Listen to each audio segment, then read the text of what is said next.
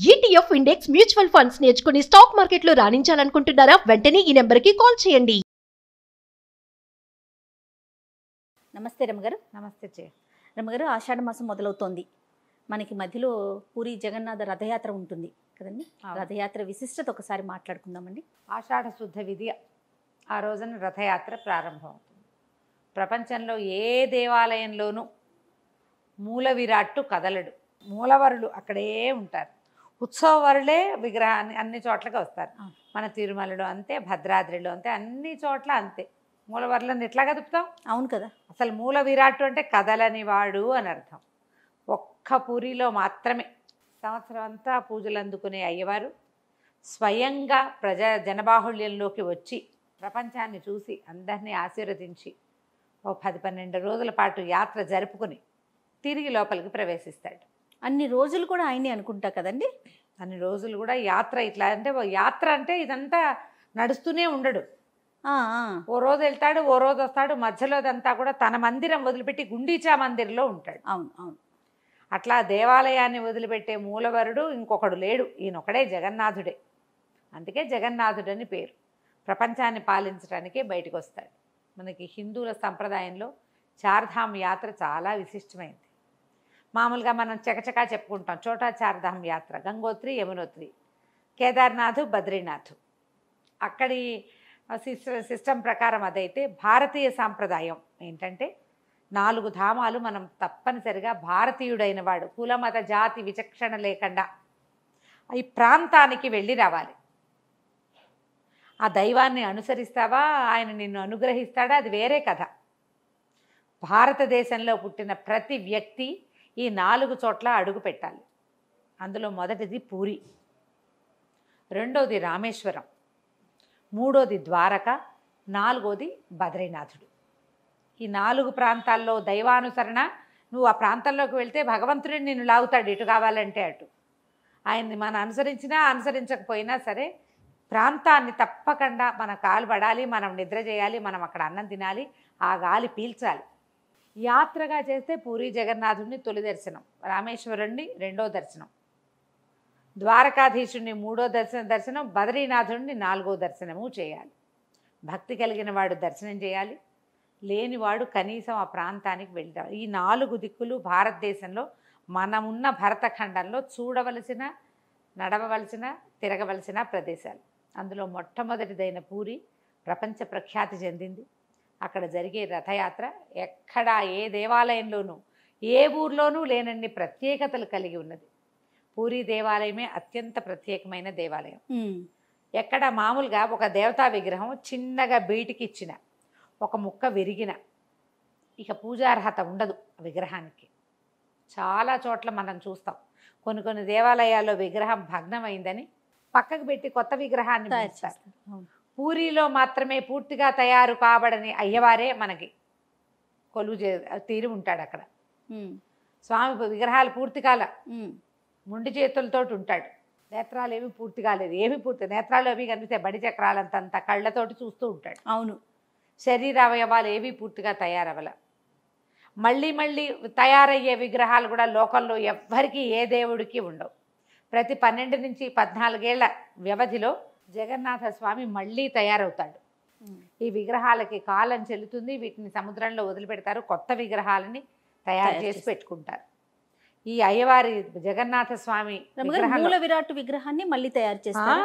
మరి అప్పుడు కూడా పూర్తిగా తయారవదు. అవడు మొదట ఎట్లా స్వరూపంలో స్వామిని చూసామో అదే స్వరూపంలో తయారు చేయిస్తారు. ఆయన కోరిక, ఆయన అట్లా ఉండాలని ఆయన అట్లా కోరుకున్నాడు. ఓకే, అట్లా కోరాడు కాబట్టి ఆయన అట్లాగే తయారు చేస్తారు. అట్లాగే తయారు చేసి ఈ మొదట ఉన్న విగ్రహాన్ని తీసుకెళ్ళి బయటకు విసర్జిస్తారు. అప్పుడు అందులో ఉన్నటువంటి బ్రహ్మ పదార్థాన్ని బ్రహ్మ పరివర్తనము అంటారు. అందులో ఉన్నటువంటి జగన్నాథ పదార్థాన్ని కొత్త విగ్రహంలోకి మారుస్తారు. నాభికమలం అని ఒక చోట చెప్పబడుతోంది. బ్రహ్మ పరివర్తన అని ప్రత్యేకమైన ఒక క్రియ. అర్చకులు కళ్ళ గంతలు కట్టుకుని చేస్తారట అది. అబ్బా, అవునండి. చూడరు. బ్రహ్మ పరివర్తన చాలా పెద్ద విశేషం. అక్కడి నుంచి పాత స్వామిని విసర్జించి కొత్త వారిని తీసుకొచ్చేటప్పుడు నవకళేబర యాత్ర అంటారు దాన్ని. అంటే ఏంటి రమ్మగారు? కొత్త శరీరం, కళేబరం శరీరం, నవకళేబర యాత్ర. కొత్త శరీరాన్ని పొందుతాడు స్వామి. 12 ఏళ్ల తర్వాత నుంచి 16 ఏళ్ల లోపల తనని తయారు చేయవలసినటువంటి చెట్టు ఎక్కడ ఉందో కలలో కనబడి చెప్తాడట. ఎన్ని విచిత్రాలు వింతలు ఉన్నాయి చూడు. ఆ చెట్లని వెతుకుతారు. దారు విగ్రహం కదా, చెక్క విగ్రహం. అవును. చెట్టుని సెలెక్షన్ ఆయన వాళ్ళకి సూచన వస్తుంది. ఫలానా చోట దేవాలయ అర్చకులకి ఆనువంశిక అర్చకులు ఉంటారు. వాళ్ళకి కల వచ్చి వాళ్ళకి ఆదేశం వచ్చి ఆజ్ఞ వచ్చిన తర్వాతే స్వామిని వెతకడం మొదలు పెడతారు. అక్కడి నుంచి తెస్తారు దారువుని. ఆ దారువులకి చక్కగా అలంకరణ అది తయారు చేసి నవకళేబర యాత్ర, ఒక ప్రత్యేకమైన బ్రహ్మ పరివర్తనము. నవకళేబర యాత్ర కూడా చాలా విశేషం. ఒక 90 ఏళ్ళ ఆవిడ తన వృత్తాంతంలో రాశారు. ఆవిడ తన జీవితంలో 6 నవకళేబర యాత్రలు చూశారట. ప్రతిసారి అదే సౌందర్యం, అదే ఆకట్టుకున్న తీరు, అదే నేనే నీవు అనే భావన కలిగిస్తాడు స్వామి అని. నువ్వు నేను ఒకటే అనే భావాన్ని కలిగిస్తాడు అని. అలాంటి ప్రత్యేకత ఉన్న జగన్నాథుడికి ప్రతి సంవత్సరము రథయాత్ర జరుపుతారు. ఈ రథయాత్రకి ముందు కూడా అత్యద్భుతమైన విశేషాలు ఉంటాయి. ప్రతి దేవాలయంలోనూ మూల విరాట్కి వారానికి ఒకసారో నెలకోసారో అభిషేకం ఉంటుంది. ఈయనకి ఏడాది పొడుగున అభిషేకాలు ఉండవు, ఏముండవు, అర్చనలు తప్ప. జ్యేష్ఠ మాసంలో మాత్రమే చేస్తారు జ్యేష్ఠాభిషేకం. ఆ రోజే ఆయన రత్నవేదిక మీద నుంచి బయటకు వచ్చేస్తాడు. అభిషేకం చేయించుకొని బయటకు వచ్చేస్తారు. అభిషేకం వేదికలో నుంచి బయటకు వస్తాడు. ఇంత లైను వేదికలో నుంచి బయటకు వచ్చి దేవాలయంలోనే ఒక మధ్య భాగ స్నానవేది ఒకటి ఉంటుంది. రత్నవేది ఆయన ఉండే పీఠ పేరు, ఆయన ఉండే ఆ మంచ పేరు. అక్కడి నుంచి దిగి జగన్నాథుడు, ఆయన అన్నగారైనటువంటి బలభద్రుడు, చెల్లెలైన సుభద్రాదేవి ముగ్గురు అక్కడ చేరతారు. స్నానాలు చేయిస్తారు. జ్యేష్ఠాభిషేకం, జ్యేష్ఠ మాసంలో అభిషేకం జరుగుతారు. చాలా విశేషంగా ఉంటుంది. ఈ అభిషేకం చేసిన తర్వాత స్వామిని లోప ప్రవేశం చేయించరు. 15 రోజుల పాటు దర్శనమే ఉండదు. పూరిలో దర్శనం ఉండదు. ఇంకా ఈ 15 రోజులు స్వామికి స్నానం చేయించడం వల్ల జలుబు చేసిందని పథ్యం పెడతారట. 15 రోజుల పాటు చెక్క విగ్రహాలు కదా, ఇన్ని నీళ్లు పోసేసరి కల్లా ఏం చేస్తారు, అగరు అవన్నీ తర్వాత అత్తర్లు అవి కలిపిన నూనెలు, సుగంధ ద్రవ్యాలు మర్దన చేస్తారు. 15 రోజుల పాటు మర్దనలు జరుగుతాయి. స్వామికి పెట్టేది కాయపొడి అవన్నీ నివేదనలు కూడా మామూలుగా ఈయనకి చెప్పని భోగం చేస్తారు. ఈ 15 రోజులు పెట్టే భోగం వేరే భోగం. దర్శనం ఉండదు. అలహర్నాథ్ మందిర్ అని ఇంకొక మందిరం ఉంది తిరుపతి మన పూరిలో. ఈ 15 రోజులు అలహర్నాథ్ మందిరంలో దర్శనం చేస్తారు. అక్కడ స్వామిని చూడాలి. పూరి వచ్చిన వాళ్ళు కూడా ఈయనని దర్శించే అవకాశం ఇవ్వరు. ఇవి అయిన తర్వాత జ్యేష్ఠంలో వెళ్ళిపోయారా, ఇప్పుడు ఆషాఢ అమావాస్య రాగానే ఆయనని అలంకారం చేసి బయటికి తీసుకురావడానికి సన్నాహాలు మొదలుపెట్టుకుంటారు. ఆషాఢ శుద్ధ విధియ నాడు స్వామిని బయటికి తీసుకొస్తారు. దీనికంతా ప్రత్యేకమైన లెక్కలు కొలతలు ఉన్నాయి. ఈ రథాలు ఏటా ఊరేగింపు చేస్తారు. రథయాత్ర ఏటా జరిగేది. ఏటా జరిగే రథయాత్రకి ఏటా కొత్త రథాలు తయారు చేస్తారు. ప్రతి సంవత్సరం 2 నెలలకి ముందే మొదలు పెడతారు రథయాత్రకి ఏర్పాట్లు. చెట్లు ఇన్ని 1200 ఏవో లెక్క, ఇన్ని చెట్లు కొట్టాలి, ఇన్నేసి ముక్కలుగా కొట్టాలి దీన్ని. అప్పుడు ఒక్కొక్క రథానికి ఇన్నేసి ముక్కలని లెక్క ప్రకారం వాడతారు. మన జగన్నాథుడి రథం పేరు నందిఘోష, బలభద్రుడి రథం పేరేమో తాళధ్వజ, సుభద్రాదేవి రథం పేరు దేవదళన. రథాలకి అలంకరించేటువంటి రంగులకు బట్టలు కూడా సెపరేటే. నీలం ఒకరికి, ఎరుపు, ఆకుపచ్చ, పసుపచ్చ ఒకరికి, అట్లా పెడతారు. పూర్తిగా మనుషులే లాగుతారు, మెషిన్లు వాడరు. ఈ మొత్తం చెట్లు కొట్టుకు రావడము, ఆ రథాన్ని తయారు చేయటంలో ఎక్కడా మెషిన్ వాడబడదు. పూర్తిగా మనుషులే చేస్తారు. ప్రపంచవ్యాప్తంగా ఉన్న అన్ని దేశాల నుంచి రథయాత్ర దర్శనం చేయడానికి వస్తారు. విధియ నాడు బయలుదేరుతారు. ఈ విధి రోజున ముందు అన్నగారిని దించి, తర్వాత చెల్లెలు దించి, చివరికి జగన్నాథుడిని బయటికి రత్నవేదిక లోపల నుంచి బయటికి తీసుకొస్తారు. 1 కిలోమీటర్ పైన మాత్రమే ఉంది అది దూరం, గుండీచా మందిర్. ఆ గుండీచా మందిర్కి వెళ్ళటానికి 12 గంటల సమయం పడుతుంది. ఈ రథం ఎక్కించాక భూమి మీద తిరగాడే విష్ణువు అని చెప్పబడేటువంటి పూరి రాజు ఆయన వచ్చి ఇదంతా ఊడుస్తాడు. రథాన్ని బంగారు చీపురుతో ఊడ్చి కళ్ళాపి చల్లుతాడు. ప్రతి సంవత్సరము జరుగుతుంది ఇది. మీరు ఈ రథయాత్రని ఇదివరకు నేషనల్ ఛానల్లో ఇచ్చేవారు. మేము ఇన్నేళ్ళు చూసామో జయ, ఎప్పుడు రథయాత్ర పెట్టుకునేవాళ్ళం.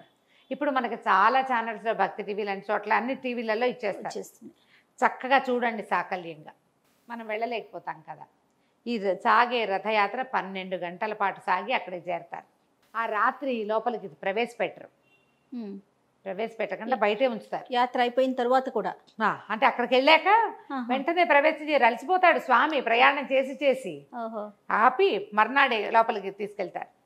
గుండీచా మందిర్లో కనుక స్వామిని దర్శించిన వాళ్ళకి సంతానలేమి ఉండదట. ఆయన పుట్టిల్లు ఆ గుండీచా. ఎవరంటే మహారాణి. ఆవిడ వల్లే ఈయన ఇలాగా అర్ధస్వరూపంతో ఉండిపోయాడు అంటారు. ఇంద్రద్యుమ్న మహారాజు గారి భార్య ఆవిడ. ఆ మందిరానికి వెళ్తాడు స్వామి. తనకు కూడా కావాలని ఆవిడ అడిగిందని అక్కడికి వెళ్తాడనమాట. వారం రోజులు అక్కడ దర్శనం చేస్తారు. ఈ మధ్యలో ఇంకా విశేషాలు ఉన్నాయి.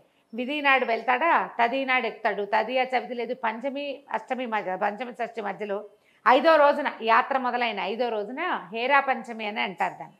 లక్ష్మీదేవి కోపం వస్తుందట. నన్ను తీసుకెళ్ళకుండా అన్నా చెల్లితో ఎగేసుకుని వెళ్ళిపోయాడు అయ్యవారని కోపం వస్తుంది.